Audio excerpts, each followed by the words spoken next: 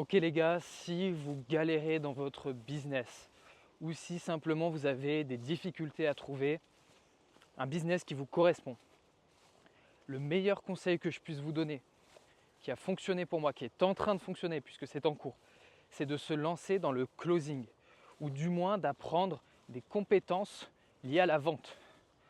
Pourquoi ? Parce que la vente, c'est la base de tout. C'est une putain de compétence qui te permet d'être libre. Les gars, si tu sais vendre, tu demandes à n'importe quelle entreprise, ils le ressentiront déjà lors de l'entretien, ils le ressentiront dans ton énergie, dans ton élocution, et putain, tu seras libre. C'est-à-dire que c'est ta bouée de secours. Savoir vendre, c'est ta putain de bouée de secours. C'est-à-dire que si tu galères en tant qu'entrepreneur et que tu te lances dans le closing, d'abord, tu te permets une chance de débloquer des niveaux de perception que tu n'avais pas, qui te permettent de mieux comprendre les angles d'attaque et surtout le fait de personnaliser l'offre toujours pour chaque client. Ça, c'est la clé et c'est ce que j'ai compris grâce à mes nouvelles compétences en vente. Et en parallèle de ça, donc en plus de te donner des chances de mieux réussir sur le business dans lequel tu galères, ça te donne une putain de bouée de secours. Comme je dis, si tu sais vendre, tu peux tout faire. Tu es libre. Au pire des cas, tu vas dans une boutique de luxe, si tu présentes bien, et ben voilà, tu seras capable d'être un bon commercial, en fait, c'est ça. Donc, moi, c'est exactement ça que j'ai appliqué. C'est-à-dire que j'ai vu que mon business, j'ai fait une très grosse vente, puisque je suis dans vraiment du très très high ticket dans mon business. J'ai vu une opportunité, je me suis placé en tant que apporteur d'affaires, mais tout en ayant créé une agence.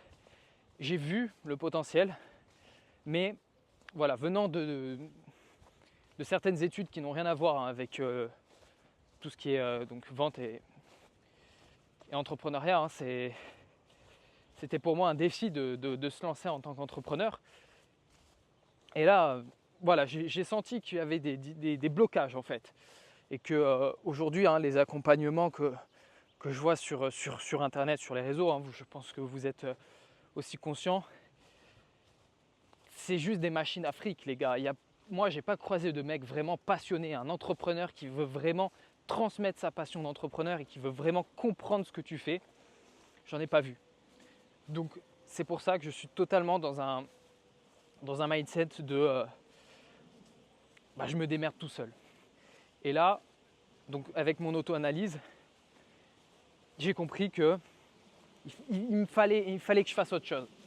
C'est-à-dire que je ne pouvais pas rester dans mon business à galérer comme ça. Et là, depuis que je me suis lancé dans le closing, à 80%, je vois les évolutions. Je vois qu'il y a un potentiel. Donc, je vous conseille de faire pareil. Lancez-vous, apprenez à vendre. Au moins, lisez des livres, trouvez des bonnes vidéos YouTube, trouvez peut-être des formations. Mais si vous pouvez, lancez-vous directement dans un accompagnement de closing, puisque celui dans lequel je suis actuellement, il me permet d'être directement en contrat avec des vraies entreprises et de devenir un réel closer indépendant. Donc ça, c'est un putain d'avantage. Et puis surtout, ça ne veut pas dire que vous êtes obligé d'abandonner votre ancien business. Moi, typiquement, je le continue. Et d'ailleurs, j'ai réalisé que je faisais beaucoup trop d'actions inutiles. Quand j'étais à plein temps dans mon business, entre 8 et 10 heures par jour, je voyais qu'en réalité, je faisais des choses qui n'étaient pas utiles. Et maintenant que je l'ai mis dans un second plan, je fais simplement le plus utile, l'essentiel. Et j'applique la loi de Pareto. Je fais les 20% qui me donnent 80% des résultats. Donc faites pareil. Après, si votre business il tourne vraiment de fou, vous arrêtez pas. Mais je comprends les conseils qu'on voit dans tous les créateurs de contenu autour du business qui te disent lâche rien, continue, ne change pas de business. Oui, je suis d'accord, ne change pas de business. Si tu sens que c'est le business qui te correspond, tu vois le potentiel, tout comme moi, Ok, continue à réfléchir, continue à tenter des choses. Mais pourquoi pas essayer quelque chose de différent. Et justement, là, on est vraiment sur, pas un nouveau business model, vraiment sur apprendre à vendre, les gars. Parce que oui, c'est inné pour certaines personnes. Mais c'est comme tout dans la vie, les gars. On peut s'améliorer, on part tous d'un point différent dans la vie, dans chacune des putains de compétences. On part tous d'un point différent. Donc si t'es pas excellent en vente, apprends à vendre, putain. Moi, j'ai compris les stratégies, j'ai compris la psychologie derrière. La base de la vente, déjà, c'est se mettre à la place du client. Se mettre à la place du client et personnaliser l'offre pour le client.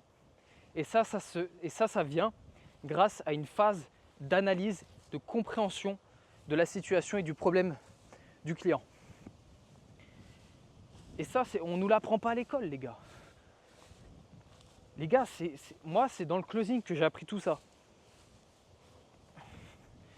Et c'est grâce au closing que maintenant, je vais pouvoir mettre en place des nouveaux axes de progression dans mon propre business et passer à l'étape supérieure. Et en plus de ça, donc il y a 3 choses.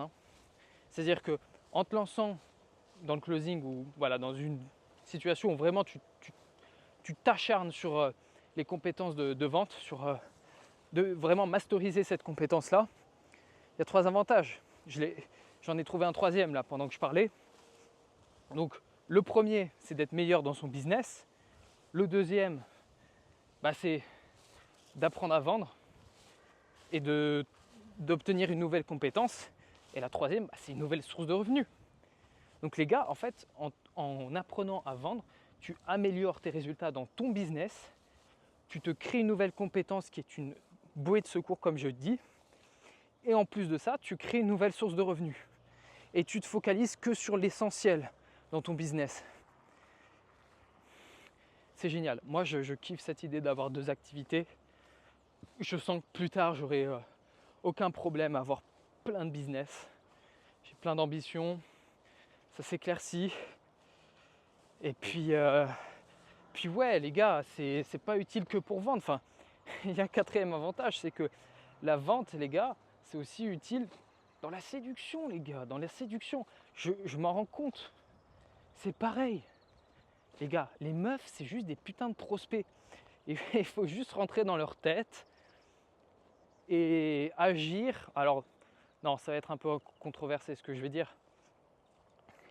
Mais ouais, vraiment, créer une multitude d'émotions, c'est ce qu'on fait aussi un peu dans un appel de closing.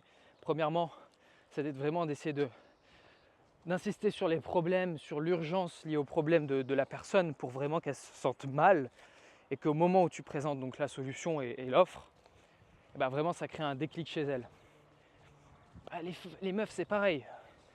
Faut créer une multitude d'émotions. Et puis ouais, même le script de vente, quoi. C'est limite un script d'abordage de meuf, tu vois. Enfin, première étape, briser la glace.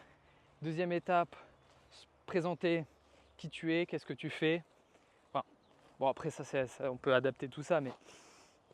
Enfin, voilà. Les gars, c'est sous-estimé. Trop peu d'entrepreneurs en parlent sur YouTube. Il faut apprendre à vendre avant même de se lancer dans un business, très probablement, ou pendant, mais pas après. C'est pas tu réussis un business et ensuite tu deviens vendeur. Non. Non. Après, ce qui est sûr, c'est que quand tu es dans ton business, sans t'en rendre compte, tu deviens un très bon marketeur et un très bon vendeur. Alors, non, peut-être pas très bon, mais du moins, tu es dans le concret, tu vois, tu es dans l'action. C'est pour ça que moi, quand je dis que il faut se lancer dans une formation, c'est plutôt de faire vraiment un accompagnement où à la fin, tu obtiens des réels contrats pour bosser avec des entreprises. Oh, regardez les gars, sur quoi je tombe. Des petites courges là, juste là. Oh, bah, changement de sujet, mais putain, qu'est-ce que ça fait du bien d'être dans la nature. Quelle chance. Quelle chance les gars de pouvoir, comme ça, au coucher de soleil, profiter de la nature. En plus j'ai un lac en face, c'est un kiff total. Les gars, faut pas oublier qu'avant tout, on est des putains d'animaux et on vivait dans la nature. Alors certes, de nos jours, on peut vivre et on peut survivre dans un espace, dans un environnement totalement urbain. Mais putain, ne sous-estimez pas à quel point la nature peut vous faire du bien. Et ne mettez pas vos écouteurs quand vous allez faire une marche ou quoi dans la nature, les gars. Écoutez, sentez, ressentez ces émotions, ces bruits, ces sensations, je veux dire, liées à la nature. Ça fait du bien, putain. Ça fait du bien à votre testo. Ça fait du bien à votre âme.